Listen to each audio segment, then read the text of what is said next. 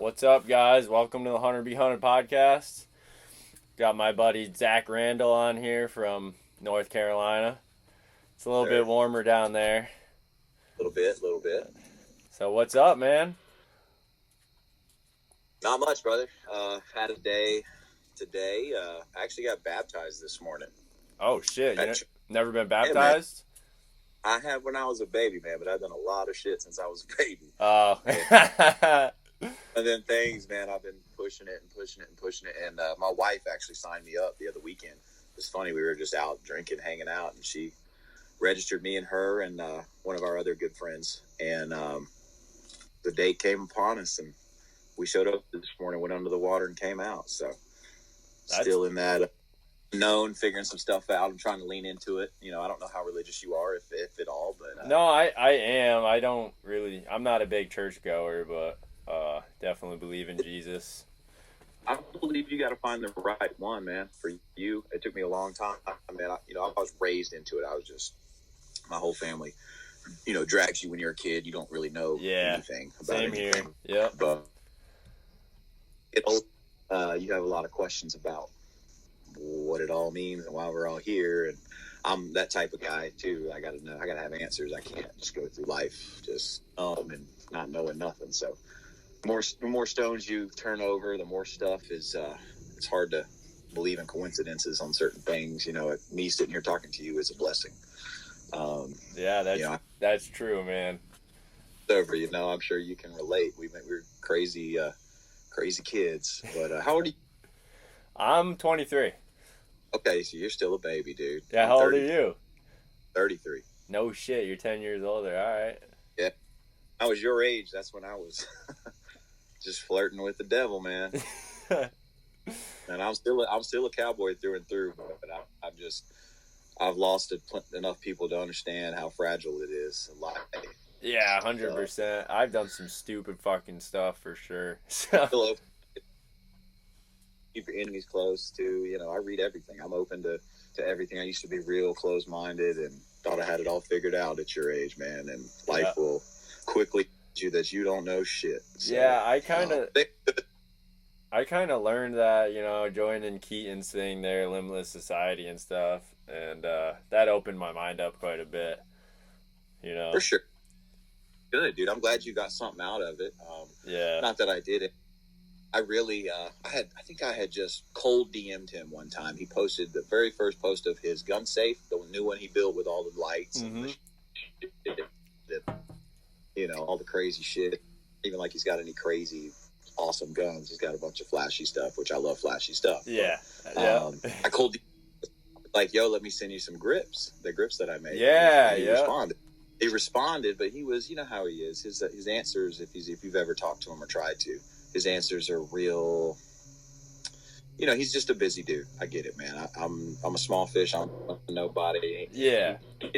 Time of day, and I'm grateful for that. And he, it was right when he was kind of blitzing on his marketing for Join Limitless and all that stuff. And I have actually joined Arate before. Oh, no shit. I love Andy, dude. He's the man. The fucking man, bro. I've been listening to him fucking long time when he was still MFCO, like all right, yeah, and all that back then, man. And a lot of stuff that he was preaching back then, man, it helped me through some dark times for sure. Yeah. So actually, I'm actually gifting him a gun that he doesn't know about yet. So that's dope, dude. And blow the surprise, but are you still part of? You still part of Arate? No, I'm not. No, okay. It was actually I've joined it pre-COVID, and then COVID hit. And same old thing. It wasn't a whole lot of COVID. Just sent everything into shit, as you know. Yeah, fucking pandemic. Shit yep, it got tight financially, and me, you're like me probably. Like, man, I'm not a gambler at all, but like I will always bet myself. Oh, fuck yeah. Money's not, even when it's tight. I don't try to be a slave to it, and I just go all in. I'll blitz. I'll commit. I'll throw it down, and I'm going like I'm just a bull on parade, dude. Going to all in, right? Yeah, shit got tight. I actually had to abandon ship on the Arate. It just wasn't a good time for me. You're in there with millionaires and multimillionaires who were Yep. getting advice, and I'm sitting trying to pay the light bill and shit. Yeah, I feel you, man. I feel your pain. This was back then, and so I got out of it. They let me out during COVID. They understood, thankfully, or whatever. And then, so when Limitless rolled back around, it was kind of that feel of like, man, am I really going to get anything out of it? And like I said, he posted his safe with his guns. I cold DM'd. He replied. I'm like, man, it's kind of like that thing where you pay sometimes to be just in the room. Yes. And then you to make something happen. Yep. And to me, I only saw Limitless as to just get in the room. And I wanted to last long enough to maybe get to one of his events. I'm sorry, my fucking dog. Nah, dude, it's all good. We love puppy dogs. Yeah, dude. He ain't no puppy dog. He's a wolf, and he's over here nudging me and shit. Yeah. So, I just thought I could pay to be in the room. I know he was real affiliated with the Baileys. I know you know Rob. Oh, yeah. Rob's a cool dude. I met Rob in person. I told you about. I went down to New Jersey to my boy Ryan Robbins' event there, and fucking Andy and Smith, dude. They're all badass motherfuckers, dude. Oh, I've followed them all through the shit. Yeah. But when I could, give $20, $25, whatever, I just not wishing on a prayer or nothing. It's just like that conviction when you feel like, man, these motherfuckers are out here with nothing to gain and everything to lose. 100%, dude. That I would just, whatever I could let go of and just not even think about it, and maybe it'll come back around one day. And that's how I try to live anyway. But yep, karma's a bitch. The limp thing, I got in there, as you know. The app, it was cool, man, and I didn't really resonate with many people besides yourself and maybe one other dude. Like nobody, there's just no gun people in there. So yeah. So business-wise, I just wasn't hitting it off with anybody. Nobody was opening any doors. I feel you. I felt kind of the same. I got Ryan Robbins, who's I talk to often now. I'm in his mentorship group down in New Jersey. That's how I met Rob down there. I met Rob down there, and I met freaking Ian Smith. Right. And that's the thing, man. Again, just circling back to paying to be in the room. Everybody knows everybody at that level. So if you make some rapport or a connection, or that's all it sees is. Something in you, or a mention or anything, dude, I'll book a flight on the dime and I'll go anywhere. I'll drive out of the country. I don't like necessarily leaving these nations borders because of our Constitution. And dude, me and you, I lose that veil of American flag when I leave this border. But I'm with you 100% on that. Yeah. So anyway, that's kind of why I joined Limitless. I thought I could get it in. I actually shipped him a bunch of grips. He could. He just put them on, and dude, I have no idea what that dude does on a daily basis. He's a G. I'm not taking nothing away from him. I'm not hating. Nothing ever panned out for me. I tried to stick it out for a couple months. I know he had. It might have been. When was his next event? It was like this month. I have it on a calendar. Yeah, there's a huge one coming up. Yeah. I did. I went to two of them, but. How was it when you met him in person? Was everybody pretty chill, or it was like real awkward? Like when I met Keaton? I mean, yeah, Keaton or any of the other members of the group, like, were people real? Nah, dude, the people were chill as fuck. I mean, when we went up to meet Keaton, like, he was pretty cool, but it's like, it's kind of like, take a picture with me type of thing at the same time, And meet and greet. That's just how it is. Like, to a lot of people, he's like a big shot, so they want to just get a picture and an autograph. And take nothing from him. I don't know how he does what he does. So, we know a little bit of his story, but I'm not here to judge anybody. No, he seemed like a pretty cool dude. That's just, I don't really get into that Hollywood shit. That's not me, So. Yeah. I mean, but again, it's a game that I'm also trying to learn of, this social media, and it's all image, bro. 100%, yeah. Never been a subscriber to, because it just doesn't fit me. No. It never did. I was a kid, man. I was always shy and introverted, honestly. And then, now I am who I am. I do flashy shit and this and that. But you definitely do flashy shit. I like it, though. It's cool. Yeah. So, I have fun with it, but, it's still outside of my comfort zone, I guess, to and I'm not just not throwing shade at nobody, but I can't be someone I'm not. No. So it's really hard to put this image out when I know it's not necessarily me in real life. Everything you see of me online, which is not a lot right now or whatever, but Nah, it's just me. You're on there a good amount though. Yeah, enough. I mean, I'm learning, bro. It's a day by day thing Me for me. too. Me too. I hated social media like growing up. So it's not Connecticut's not what everybody thinks it is, you know. Right, for sure. It's the voting system's just fucked up. The cities always get the votes, so yeah. What's the big city up there? I guess we got a bunch. I mean, but Hartford is our capital. Yeah, it's a shithole. Say. Most capitals are, man. Ours is too. Raleigh. It's just like it's like old and gray, and there's old money there, and then there's just stupid liberal crime. Yeah. Yep. It's every freaking state. And yeah, man. So no, I mean we got woods here. You know, you get lost. You go northwest corner, you get lost. You know, getting lost, man. Yeah. We have, like I said, it's kind of a weird spot I'm in. Like it used to be kind of an old, just small town, and we're outside of Charlotte. Have you ever heard of that? Yep. People know Charlotte more than they know the capital of our state, because Charlotte has a big national hub airport. It's on the map, like Charlotte, you know. Yep. Love Charlotte. I'm about 30 minutes north. Okay. Interstate, so it's, you know, my church is in Charlotte. Is where I was this morning. But outside of that, real small town. We have a man-made lake here that used to be for poor folk. Is it Lake Norman? Yeah, Lake Norman, bro. No shit. So much money that came in here from NASCAR and banking and Lowe's, corporate.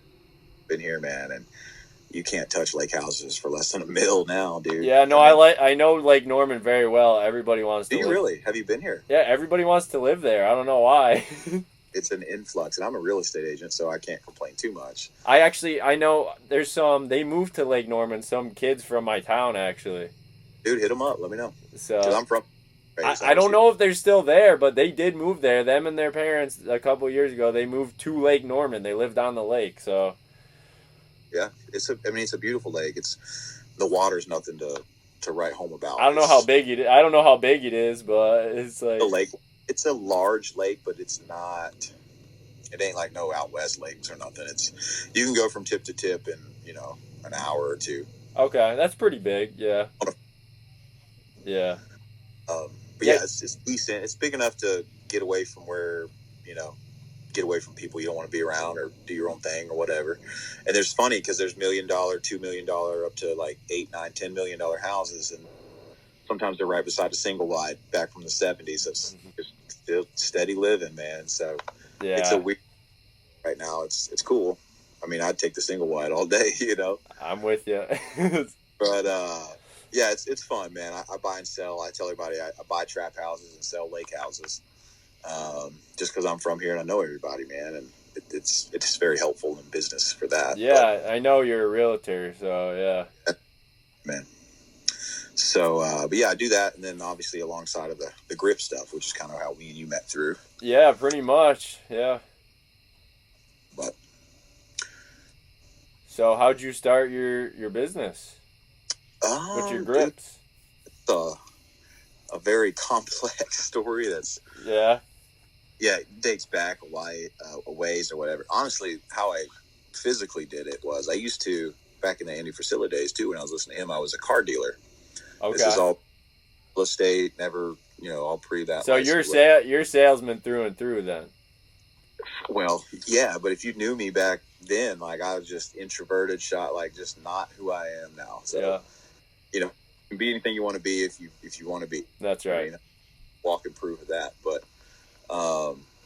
I went to tech school in Florida for motorcycles, so I was a certified motorcycle Well, mechanic. did you go to MMI? Not MMI. I went to Wyotech. Oh, okay. I know Wyotech, yeah. Fair brand of MMI, Nice, dude. I went to school to be an auto tech originally, too, so... Well, I mean, like, I don't regret it. Like, I learned a lot. And, yeah. We do, though. I went fresh out of high school at 17, so... Yep, me too, yep. Problems there. I should have just went military, But, yeah, I feel the same. Anyway, did all that, moved back home, still a fuck up for a couple years doing this and that. I was working on wrenching on bikes or whatever. I got with a guy who was flipping salvage motorcycles from an insurance auction. Okay. Yeah. Got into started doing bikes, like crotch rockets was my thing. Yeah. Rebuild them pretty easily if they're not too tore up. Yamaha, Suzuki's, everything. Yep, a lot of Gixxers, a lot of R6s and 1s. Bro, I almost killed myself on a couple of those things. you and me both, dude. That's why I don't own it anymore. Everybody's like, what do you got to ride now? I'm like, my bike's got probably 3 bikes in it. None of them run, and they probably should stay that way because I got this syndrome where, like, it's a one-wheel syndrome. You can't put the front wheel down. Man, that R1 is fun, dude. I'll tell you that. Dude, yeah, nothing makes you feel more alive until you're not alive. Yeah, that's right. So I never want to see 200 miles an hour again in my life. It was stupid and that old thing at your age. But just doing that, thinking I was, kind of balling out, flipping bikes. Got into cars because bikes were seasonal. Got into cars. How to do paint and body. Wait, seasonal down in North Carolina? Yeah. Bro, there's guys that ride all year round up here. No, y'all are hard, man. I mean, I'll ride all year round. It's just not fun. It doesn't even get cold down there, man. When I didn't have a license, all I had was a bike. I because I didn't have a choice. But man, anyway, we ride our dirt bikes up freaking icy mountain roads, dude. Dude, I know y'all got snow bikes and shit now. But yeah, I got into that. Got into flipping here and there. Next thing I know, I actually had legal charges because I was doing too many cars a year. Oh, really? Yeah. Came for me. The fucking feds knocked on my door. The tax man? Go to jail. So that's my first run in with them. Is that taxes? Huh? Is that taxes? Mostly, yeah. But I mean, the reason to have a license and you can't be a fly by night. There's so much shady shit that happens in car dealing, as you know. Yeah. Anything dealing. Yeah. So there's a license for a reason. So I went and got one. Went to class, paid all the shit, got a official dealer's license. Kept doing that. I did that for like 7 or 8 years, and finally I just got so tired of putting food on the table with painting and fucking, working your fingers to the bone and bloody knuckles and busting wrenches and shit. Yep. I loved it, but once you got to live off of it, it kills it a little bit. I know. That's why I stopped turning wrenches. So started looking over the fence at real estate, and as I really got into it, just to buy trap houses and fix them up, kind of like I was fixing these trap cars up and flipping those. Got into it, happened to be born and raised here, so all this general brokerage kind of flooded in. Thank God. I mean, I'm blessed for that. But, helping people that I went to high school with buy their first home or their sell and buy their second or whatever, and was rolling good there. And I'm single through all this, really. And so I started traveling and doing all that, and then got back into the cars a little bit, and I started building custom choppers like bobbers. Yeah. I met bikes from the auction and just chop them up and break them out. Yeah. Started going to bike week every, annual bike weeks and pulling up and just drop all my shit, like laid frame on air. And yeah, that's cool, man. Rode, it's down in the shop too. I'll send you a picture of it. One of my last chopper I built, I guess, has a dirt bike knobby front tire. Okay. We just ride down A1A in Florida, just, bar hopping, doing shit we shouldn't have been doing. And got into night I was down here, I was on a chopper build or whatever, and I put my AR in a vise because I used to weld brass knuckles into all my chopper builds as a calling card. Yeah. And that dates back to high school where I actually got in a fight with one of my ex-best friends over some dumb shit and beat the fuck out of him. And he actually ended up pressing charges on me. Oh, shit. False charges, and said I used brass knuckles to beat him up. All that went through all the judicial system, and that's a whole fucking racket that I've learned after going through it, and ended up getting through that. And I had felony charges pending on me, so I couldn't apply to colleges and stuff, and that's how I kind of ended up in the tech school. But I'm no victim at the same time, man. I was not a nice guy, and everything happens for a reason, man. College wasn't for you. That's it. Yeah, there. It's not. I don't hate on college. It's definitely a little bit of a. Oh, I do. Get into, I'm all trade school for sure. 100%, dude. Yep. But the way they sell it as a package is very predatory. Yeah. So, anyway, fast forward to today. I used to weld brass knuckles into all my bills just back in the days. I mean, they're on my hat. You know what I mean? Yeah, I like it. Yeah. So one day I put one on my AR, just real crude. I still have the very first ones I ever welded from scratch. and they're all steel. They're like from a flea market. I used to just weld them into my choppers, and they're super rat rod chopper shit. Like I didn't do all the That's dope though. They're all patina, rusty. Yeah, but that's cool, man. It was fun because we'd be drunk, riding around, and we pull up to these $150,000 baggers when the big wheels started getting hot. Orange County choppers, yeah. Pull up beside one, just lay my fucking $1,000 rat chopper from the auction out beside of them. And people would walk around their $100,000 baggers like they're in the way. Man, we pissed some people off with that, but that's just how it's always been. Like I just didn't have money, so it was kind of a hood rat. You know what I mean? Fuck it. Get it by any means. And anyway, made these on my first AR, and I got to looking at it, and I was like, I just wanted to have something no one else had. And it was real crude, real rough, blah, blah, blah. And I was like, fuck it, I'm going to go borrow. I didn't even have anything but an AR, so I went and borrowed an AK from a friend.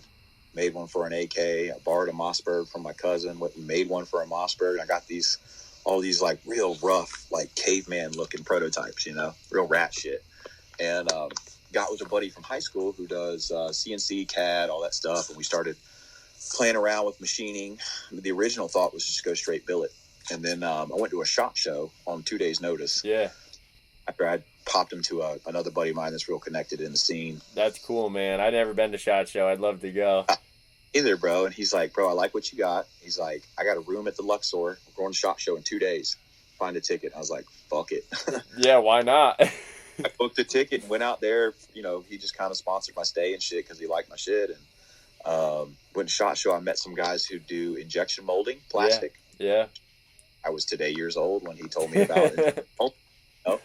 And obviously you got to buy the molds, which are not cheap, but they're reasonable as like price per piece, and that's where you'll sell your volume. You can offer a much lower MSRP, yada, yada, yada. Because my part is not very CNC machine friendly. Yeah. I'm going through that right now with just the little billet prototypes I have now. I'm still way off from where I want to be, but the injection mold shit kind of fell in my lap. But it was, they're $30,000 cheap for a mold each, and I had to buy 2, and I had to buy interchanges at like $15K each. It got real expensive real fast.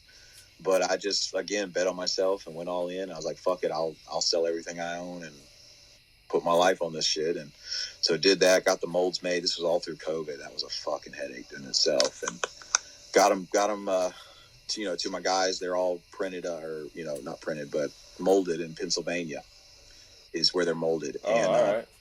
My guys that I met at SHOT Show, signed contracts, all this shit, got my first 1,000-piece orders or whatever, and went live, dude. I got and this was all I did a patent search, and I got the patent paperwork filed. It's all solid now, and it just all kind of fell into place, man. But you're talking about, I blink in 3 years, 4 or 5 years go by, So that's the short as I can get it story. That's how I got started. Southern boys are so much better and all this bullshit. I'm like, man, our country was built here. Like, everybody came here, Ellis Island, and now it's dying here. Like, it's disgusting. It sucks, man. It's sad to see, and you feel helpless. And yeah, I can't do anything. I do what I can. I can. Especially this administration, everything they do, I think it's all a collective demoralization. It is. Yeah, it is. It's all run by communist China. Yeah. It's slowly break you down, and just they want you to think that, hey, we're going to do whatever the fuck we want right in front of your face, and we know you're not going to do nothing about it. And you do that over and over and over again. You break a human being down to where they think they can't. They have no power. They have no say. They're just. That's what they want. And Yep, that's exactly what they want, man. That's why you got to be the opposite. Yeah, bro. Constitution applies to 50 states, right? It doesn't apply to 10. Supposed to, yeah. No, it does, man. It does. Yeah. To me it does. But there's certain people that, they read a sign and they just fall in fucking line, dude. Or even on the other side of things, too. Even people don't agree with it. They're like, we're just doing our job. And I'm like, well, yeah. Their job when they gassed all them fucking Jews, too. Well, yeah, exactly. I would have said the same thing. Yeah. Job. Where's your line in the sand? Yep, they're doing their job. I'm doing my job. So you choose your line. Absolutely. So I don't know, man. It's a really weird. be alive, but I think it's the best time. It's the best time because there's no one to fix it except for me. So yeah, there you go. Yeah, there's a lot more like you, man. We get along well. Very very aligned in how we think. Yeah, man. I don't know. That's the thing. Like you said, the abandoned ship thing is like I toy with the idea all the time. Is I don't want to leave because somebody. Because here's my thing, right? If I leave, that's like 10 people making it worse here if someone like me leaves. Someone who's a good taxpayer, produces for the state, is fighting for the right things. If someone like me leaves, then the state just gets worse. Dude, yeah. I'm the same. Lucky that I'm not. I'm just lucky to be, in my opinion, just born where I was born. I didn't, you can't pick where you're born. No, you can't, man. And there's so many worse places to be. And there's dude, it just. No, I mean, honestly, people like you who live there and don't leave and fight. You know what I mean? Dude, here too, though. I mean, I bitch about it, but like, dude, there's worse places. Like, I'm born in the United States of America. First of all, yes. Right? Absolutely. First of all, okay, so first of all, you won the fucking lotto. It's like, right out the gate. Right out the gate, man. I don't care what fucking state you're in. If you're born in the U.S., you won the lotto. Yes, sir. Yeah, that's how that works. I mean, now, though, you could just walk across the border if you weren't, so. Yeah, I guess they're winning the lotto. I don't know how that works, but. Right, left, I don't either. Yeah, apparently they're welding the border open, I guess. Did you see that? I see that. Apparently the border gates, they welded open. That's weird. Coincidental, huh? Yeah, I don't know why they would hire a welder to do that. Yeah, I mean, there's not even an election coming up. No, it's not like it's an intentional invasion or anything like that. Very strange move. It's weird, man. I don't know. Bidenflation, it doesn't make any sense. Bidenomics is working, man. What are you talking about? Yeah, it is. It is working. Ask your local crackhead. You got a free crack pipe. Dude. They're fucking us from so many angles. It's hard to sleep. Exactly. Dude, taxation is theft. I mean, it really is. About it, man. It should be way more deregulated. I believe in zero taxes, but then people are like, oh, well, how would the city work and all this stuff? I'm like, we don't need union city workers. What the fuck we need them for? What, to mow the grass? I think definitely an end goal, but I don't think it's... You're talking generations before you could ever get there, and that's without pushback. You know what I mean? That's a whole depth. A reality is you could flat rate it. Yeah. Just really, there's so much. There should be a flat tax, 100%. Andy talks about that all the time. There should be a flat tax. Yep, flat rate regularly. Yeah, right. You're into fitness a lot. I see that. Yeah, that was just kind of a saving grace, really. I just kind of fell into it, and I had a lot of aggression, and it were you like a bodybuilder at one point? Well, for a while, yeah, man. I actually competed, like amateurly or whatever. Yeah. I saw stage a few times and dabbled and, fluctuated your body fat percentage and all that good stuff, and really got into it. And it showed me a lot what you can do with drugs or without drugs. And you're saying roids, right? Juicing? Yeah. And I've been clean for years and years and years, but it's a wild world, man. And they don't teach you any of this. The climate of the culture is, take this pill and feel better. Like, take this pill and lose weight, and take this shot and all this shit. Yeah, how about go to the fucking gym every day and get off your ass, right? They don't tell you that. How it works. It ain't how it works. And so once you learn that shit firsthand, and how you can literally manipulate your body with clean food and clean 100%, dude. 75 hard changed my life, bro. I don't know if you ever did it. Yeah. I've done it a couple times, man. But that changed my life for sure. I didn't believe all that stuff, like, oh, you eat healthy, all this shit, and I was like, I work out, man, but I don't know about all this other stuff. And I did 75 hard, and I was like, shit, it's real, dude. Dude, it shows you a lot about yourself, and that's a really good place to be, because there's just, people can tell you A, B, and C till you're blue in the face, and until you live it and you commit and you do it and you flip these stones over that you've never have thought to. Like, now I read the ingredients on everything, bro. Everything. Yeah. drop of the hat tomorrow, I could be a different person if I want to be a different person. The chemicals they put in our food, dude, blows my mind. Oh my god. I think we just know a fraction of the surface of what. Oh, of course, yeah. But whole life, It's crazy, dude. But yeah, 75 hard definitely changed my life. I mean, fucking Andy Frisella changed my life for sure, dude. Like he's a good dude, man. He puts all that shit out there for free too. He's got nothing to gain and everything to lose. Yeah, he puts it all out for free, man. Yeah. I like motherfuckers like that. I mean, I have my discrepancies with Donald Trump, but he's the same way, bro. He's got nothing to gain and everything to lose. Bro. Yeah, I mean, fucking nobody's perfect, and bro. To me, that's enough because I've been through so much struggle in my life. I get what it takes to do so much effort for nothing. Yeah, I've been there. And you could even do everything right, and everyone hates you, and it's just like it's a bad place to live and be. I don't know how he does it, but.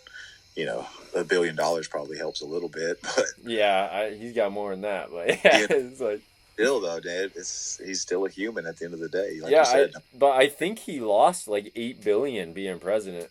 Oh, I guarantee it. And everybody's got skeletons in the closet, man. But bro, $8 billion? I can't even imagine that. It's like can't even fathom how much that actually is. That's crazy. Like so you send it to Ukraine. Well. They need the money, I guess, right? Yeah, okay. That laundry machine needs that money. That's right. Yeah, the washing machine. I saw that. I don't have that shirt, but I saw that. Oh yeah, I think I just got it on the side. This week is on my list too to ramp up my stock because I restocked that in black. And who are you using? You using Bayside? Who? Bayside? No, I found somebody literally out of Los Angeles, which is surprising. They're called usblanks.net. Oh, I've heard of them. Yeah.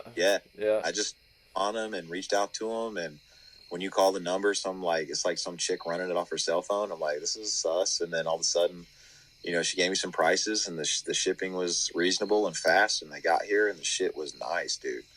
That's cool, man. Yeah, so that's shirts, but I hadn't found hats yet.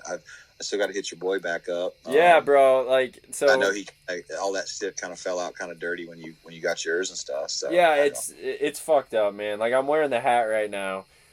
Full disclosure to everybody, this fucking thing's made in Myanmar. It's not made in the U.S. I mean, I can't hide it. Like, and at the end of the day, it's just it was supposed to be made in the U.S. Apparently, we're getting ones now that are. You did everything right on your end, and it just so it's heartening, demoralizing thing that it's so hard to get a quality fucking hat inside this fucking country. Oh, you can get them, dude, because my boy gets them, and that's you have to dig and dig and dig. But he's the guy that I was getting them through, but he got fucked over too on this order. His distributor fucked him over and me over. They both came from fucking Myanmar.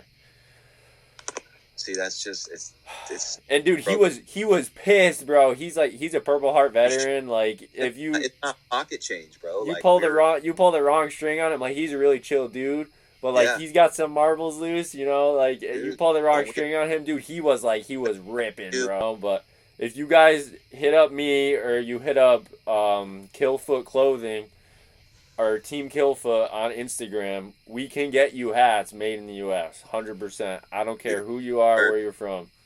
But, yep, and I got my Hunter Be Hunted hat on right now. These ones are made in fucking communist land, but we have more coming that are not, so. Hey, man, it still gets the message out, and you're still verbally pushing it, and. That's right. It sucks to, watch people kind of flex on this, that, and the other, and then if you really got to get behind the curtain, you're just like, hey man, this doesn't necessarily align with what you're preaching and shit. And yeah, I'm not that guy, dude. I know you're not. I wouldn't fuck with you if you weren't, but there's a lot of people out there. Like I said, that's why I never really aligned with the social media image of bro, if I'm gonna talk about it, I'm gonna be about it, Fuck yeah, dude. I'm gonna tell people I got fucked over and I'm gonna fix it and we're gonna move forward. And that's I don't lie. I don't care. I say whatever I want. I know they try to cancel me already. I don't really care. Whatever, man. We'll go blow up a car with some C4 in the backyard. That sounds good to me. Better get an invite for that. Yeah, right. I'll bring 50. Oh yeah, I never shot one of those, man. You gotta come up. Man, come down. I got to come down. Yeah, just bring it down here, bro. We have more fun down here. Come on the lake. Yeah, I know. We'll shoot in the morning and go on the lake in the evening. Yeah, dude, I definitely got to get down there. My girlfriend wants to go to North Carolina so bad, so. Bro, anytime. The flights aren't bad. Like I said, Charlotte's a good hub. Flights are cheaper than most, and you got a free place to stay. So say when. Yeah, definitely. We'll have to do that. Maybe in the winter, because it's fucking cold here. Yeah, it's still. I mean, even winter here, man. It's not. It's a fucking hoodie, bro. When you're chilling, dude. Even if it's 10 degrees, I'm chilling, bro. Yeah, you're probably you'd be out here in a t-shirt. Dude, we used to hang out by the bonfire in fucking t-shirts when it was like fucking 10 degrees outside. Not me, man. I need some moon. Look at that. Well, I can do the hot weather too, man. I dig holes in 100 degrees humidity, like. Yeah, so I like the hot, dude. Like, dead of summer here, 90s, upwards of 100, and I'll put a hoodie on and go run just because it. Yeah, just to sweat. Yeah. Yep. No, I do. I like extreme. I'm an extreme guy. I like extreme temperature. I like hard shit, man. I like the hard cold. I like the hard heat. Yeah, it's all conditioning, man. I was a wrestler when I was in, younger school days, and it was always about out-train your fucking opponent, so make it suck more, and that's right. Time comes down to it, you got more in the tank. That's always been my mentality, man. When China invades, I'm ready. So there's a rat behind every blade of grass. Yeah, that's right. Admiral Yamaguchi. But all right, dude. Well, I got to get off. We're running out of time, but that was awesome. We'll have to do it again. We definitely got to meet up in person. We got to blow some shit up or some cool shit. I don't know. Just say when, man. When this one drops, do let me know. I'd love to share it everywhere. I really appreciate the invite. Definitely, dude. I will. All right, man. All right, man. Thank you. Later, brother. Peace.